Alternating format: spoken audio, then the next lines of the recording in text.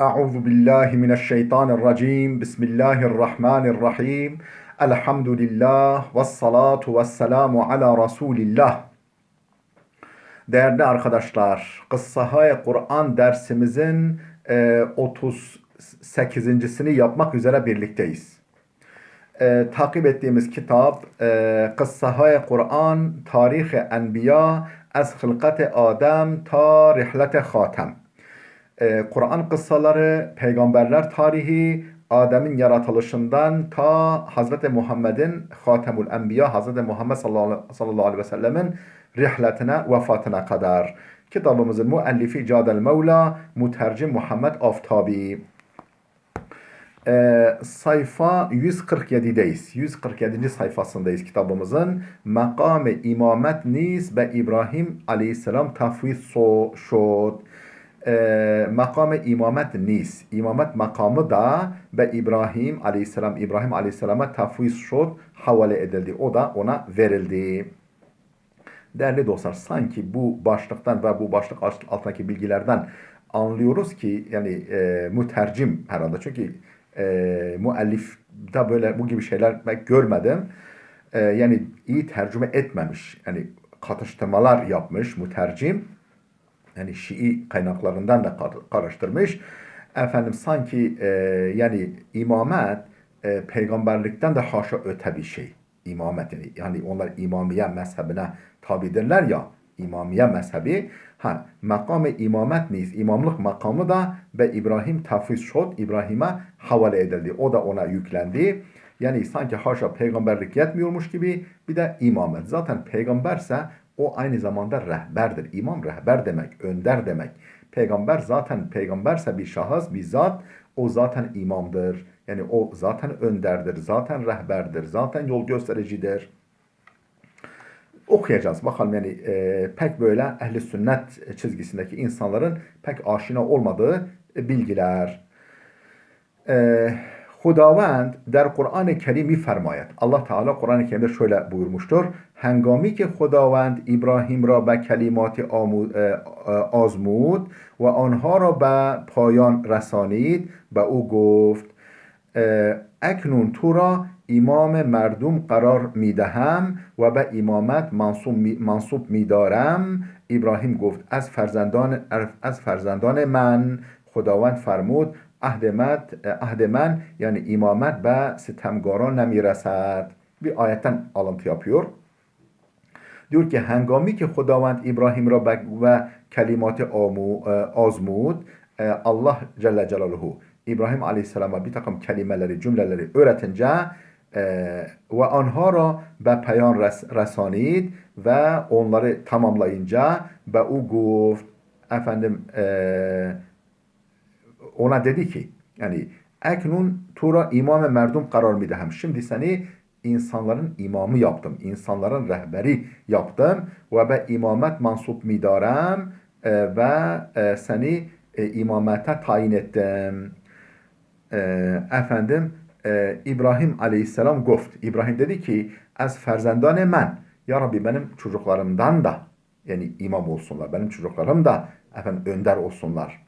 İmameti, rehberliği onlara da ver. Yani hemen böyle çocuklarını düşündü, neslini de düşündü. Onu da o konuda da Allah'tan söz almak istedi. Hudavand fermud. Allah şöyle buyurdu. Ahdemen yani benim ahdim yani imamet yani rehberlik, önderlik bes temkara nemiresed. Efendim zalimlere, zalimlik yapanlara bu ahdim ulaşmaz. Bu sözüm onları kapsamaz. Der ma'na ve tefsiri in ayet. Bu hangi ayet? Efendim Bakara suresi 124. ayet.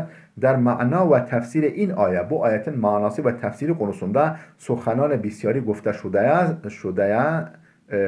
است. Çok sayıda söz söylenmiş bunun tefsiri ve manası konusunda. Be tur hulasa özetle az an suhanan mi tavan netice girift ki bu sözlerden yani yukarıdaki ayetten ifadelerinden mi tavan netice girift ki şu şekilde sonuç çıkarılabilir ki makam-ı imamet vakti be İbrahim dada şud imamet makamı İbrahim Aleyhisselam'a verilince ki o az her cihet şayestگی خود را نشان داده بود ki o her açıdan buna layık olduğunu göstermiş idi ki o az her cihet her açıdan şayestegi xud kendi liyakatını yani liyakatını nişan dade بود göstermişti ve Huda o ra der azmayiş hay muhtelifi ve Allah onu muhtelif sınavlardan geçirmişti. Yani geçirince uğra der azmayış. Azmayış yani sınav, azmayış hay muhtelif sınavlardan geçirince nedir bu? Şunun gibi, ateşe nemrudiyan, Nemrutçuların ateşine atıldı, yine davasından dönmedi. Zebh İsmail Aleyhisselam'ın kurban edilmesi, yani kurban etmeyi göze aldı Allah yolunda. Ve duri ezzenu ferzend, hanımını ve çocuğunu Mekke vadisinde fi vadin gayri zi zar' yani adeta kuş uçmaz, kervan geçmez, ondan sonra ot bile bitmez bir vadide bırakması ve onlardan ayrı yaşaması Allah'ın emriyle sencide bud. Allah bu şiddeti bu üç önemli sınavla onu karşılaştırdı. İbrahim niz ba muvaffakiyet az uhde heme imtihanهای ilahi berآمده bud. İbrahim Aleyhisselam'da bu muvaffakiyetle az uhde heme imtihanهای ilahi imtihanların hepsinden berآمده bud. Çıkmıştı. Yani başarıyla çıkmıştı. Allah ona imamet görevini de verdi.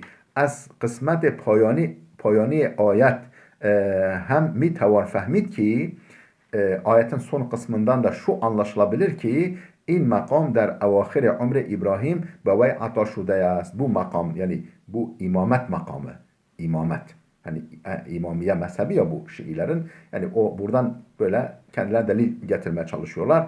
Der evahir ömre İbrahim bu imamet makamı İbrahim Aleyhisselam'ın ömrünün sonunda bevay ata şude است. Ona verilmiştir. Yani sanki haşa İbrahim Aleyhisselam o güne kadar imam rehber değil, önder değil, ömrünün sonunda imam olmuş. Yani imamlık sanki haşa peygamberlikten de daha öte bir makam. Yani bu şekilde çağrışım yapıyor. Bu isabetli bir yaklaşım değil bence. Yani zamani ki ferzendani daşt. Yani çocukları olduktan sonra bu imamet makamı ona verilmiş. Tefsirul Mizan با توجه به آیه یاد شده مطالبی را اثبات می کند.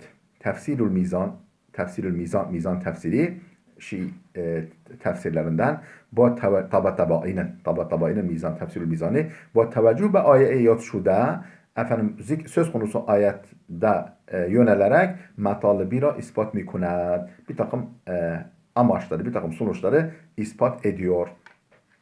Kanıtlamaya çalışıyor mizan sahibi, mizan tefsirinin sahibi. Az on cümle. Yani o ispat ettiği, çıkardığı sonuçlar şunlar, bir kısmı şunlardır. Yekem, birincisi imamet makamist ki az tarafı perverdigar ve beşer vaguzar mi şevad.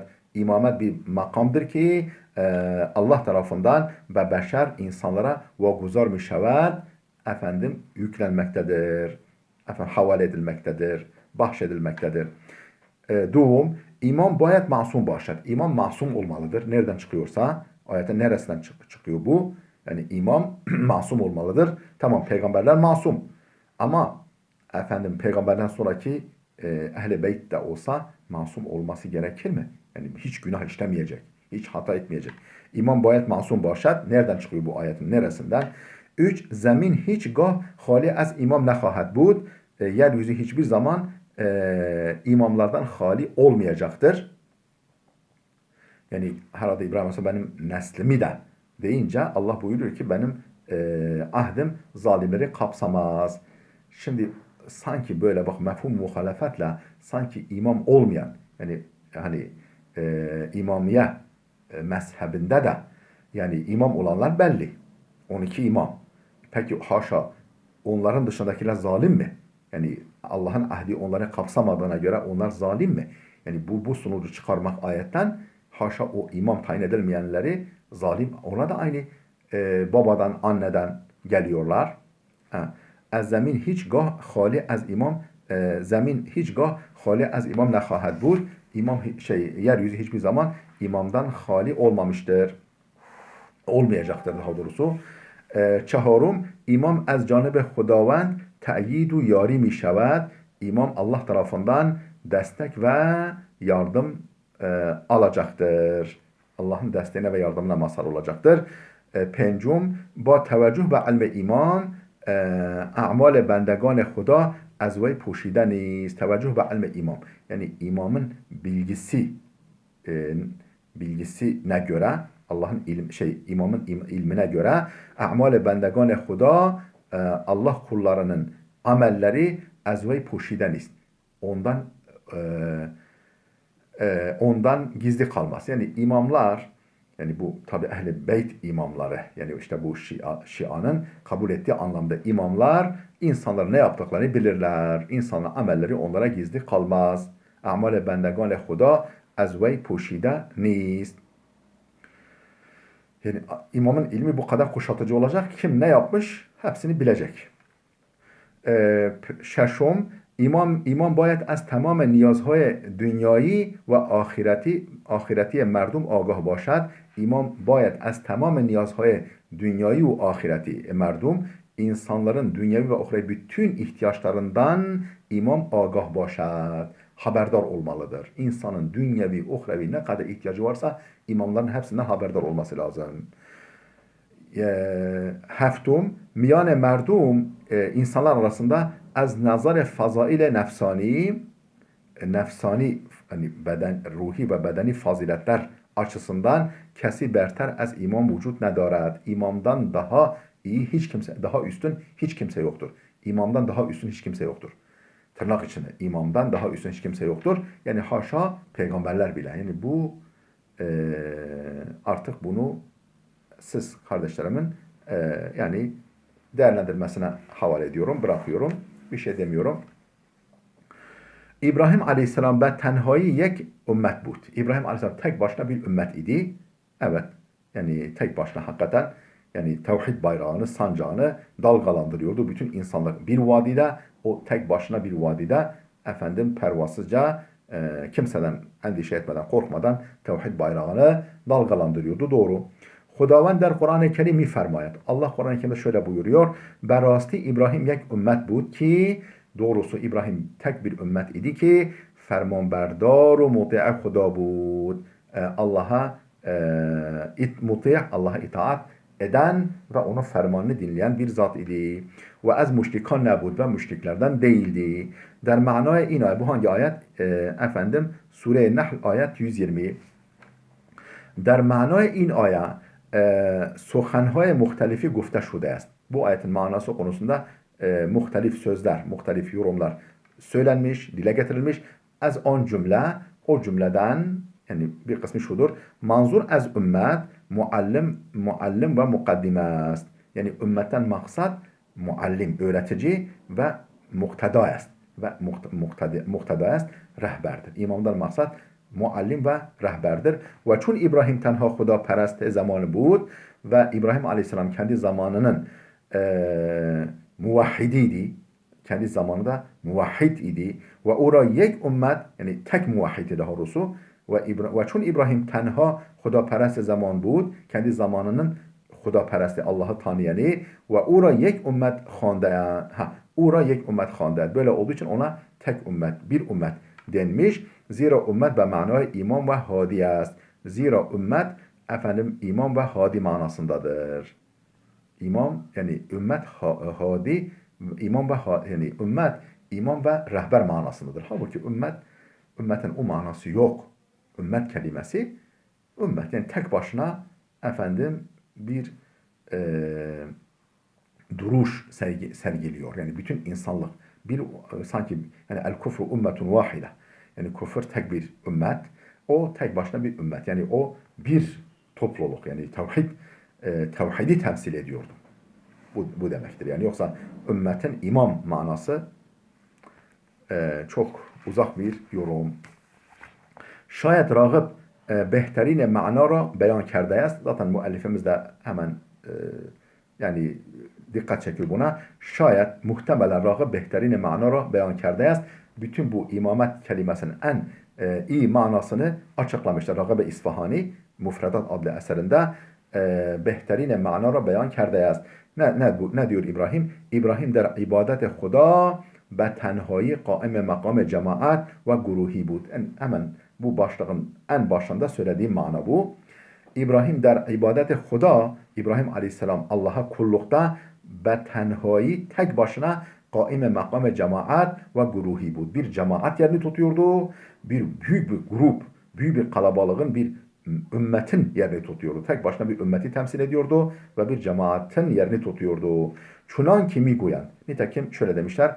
Filani, yani şöyle demişler. Filani betenhayi yek aşire ve kabileyes falan. Tek başına bir aşirettir ve tek başına bir kabiledir dendiği gibi. Ragab-ı İsfahani'den nakil yapıyor. Efendim, ayat-ı restahis. Öldükten sonra dirilişle ilgili ayetler. Diyor ki İnna Allah la yestahyi İnna Allah la yestahyi en yadriba meselen ma ba'udatan fema fawqaha fe emmellezine amenu feyalemune ennehu'l hakku min rabbihim. İnna Allah la yestahyi en yadriba meselen. Allah örnek getirmekten haya etmez, çekinmez. Neyi?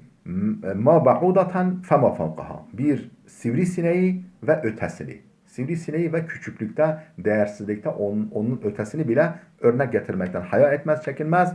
فَاَمَّا الَّذ۪ينَ آمَنُوا iman edenlere gelince فَيَعْلَمُونَ اَنَّهُ الْحَقُّ مِنْ رَبِّهِمْ. O verilen örnek Allah'tan geldiğini, Rabblerinden bir hak olduğunu, bir realite olduğunu bilirler. وَاَمَّا الَّذ۪ينَ كَفَرُوا Kafir olanlara gelince فَيَقُولُونَ مَاذَا أَرَادَ اللّٰهُ بِهَذَا مَثَلًا. Allah bu basit şeyi örnek getirmekle neyi kastediyor? Yani kafirler böyle derler. Yudillu bihi kesiran ve yehdi bihi kesiran. Allah o meselle, o örnekle birçok insanı saptırır, birçok insanı da hidayete getirir. Yani birçok insanın kafası karışır, birçok insan da onun o örneğin niçin getirildiğini anlar, onun yerinde olduğunu idrak eder ve Allah'a imanı güçlenir.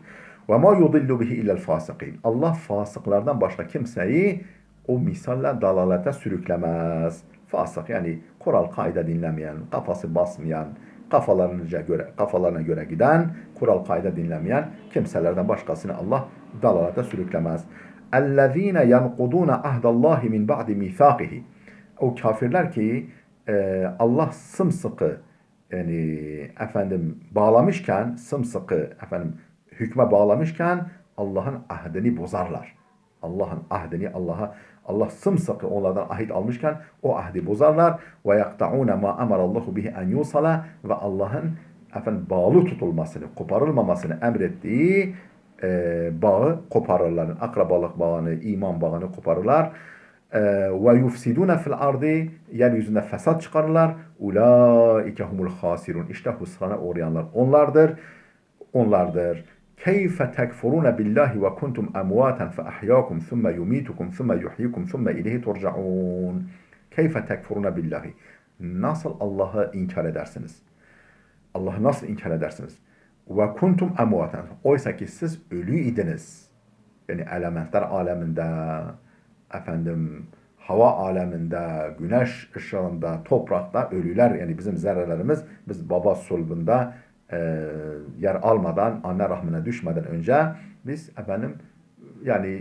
cansız varlıklar halinde, daha bitki bile olmamıştık. Hayvanların eti, babalarımızın, annelerimizin etini yedikleri hayvanların vücuduna da intikal etmemiştik. Biz ölüydük. Ve kuntu siz ölüydünüz. فَاَحْيَاكُمْ Allah sizi ihya etti. Baba sulbunda bir hücre, anne karnında bir yumurta hücre, anne yine vücudunda bir yumurta hücresi olarak Allah sizi ihya etti. Onları birleştirmekle, zigot haline getirmekle. ثُمَّ يُمِيتُكُمْ Sonra sizi öldürecektir. Tabi o 9 ay anne rahminde kaldıktan ve dünyaya ayak bastıktan sonra, bir süre yaşadıktan sonra sizi ölüme mazhar edecektir. ثُمَّ يُحْيِكُمْ Sonra sizi bir daha ihya edecektir. ثُمَّ اِلَيْهِ تُرْجَعُونَ Ardından onun huzuruna döndürüleceksiniz. Onun huzuruna getirileceksiniz. Bakara suresi 24 ve 28. ayetler. İbrahim aleyhisselam be xast Xuda از قلب نورانی و سینه روشن برخوردار بود. İbrahim Aleyhisselam بخواست خدا Allah'ın iradesine, Allah'ın iradesiyle, Allah'ın dilemesiyle az kalbi nurani bir kalp ve sine roşan parlak bir sine, bir gönül berhurdar bud, müstefid idi.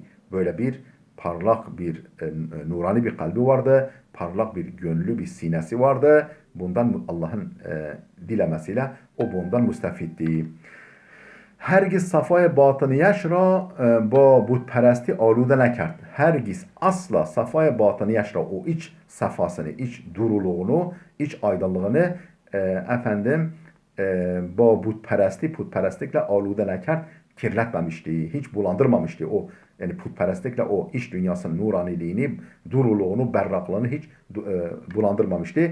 O به معاد و رستاخیز مردگان ایمان و اعتقاد داشت. Onun maadayını öldükten sonra dirilişe ve rastahiz merdugan insanların efendim ihyasına, dirilişine iman ve i'tikad daşt, imanı ve i'tikadı vardı. Ama muştak bud ki fakat istiyordu ki an ra ba çeşman khud binigerad. Onu gözleriyle buna iman ediyordu ama bunu gözleriyle görmek istiyordu. Ta ber yakineş efzude şevet. Ta ki bu onun yakinini kuvvetlendirsin, yakinini artırsın, imanına iman katsın.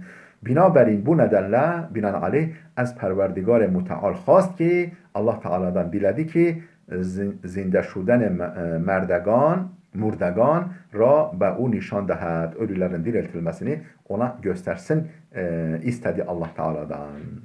Değerli dostlar burada dursun. Videomuz uzadı. Gelecek dersimize kadar Allah'a emanet olun.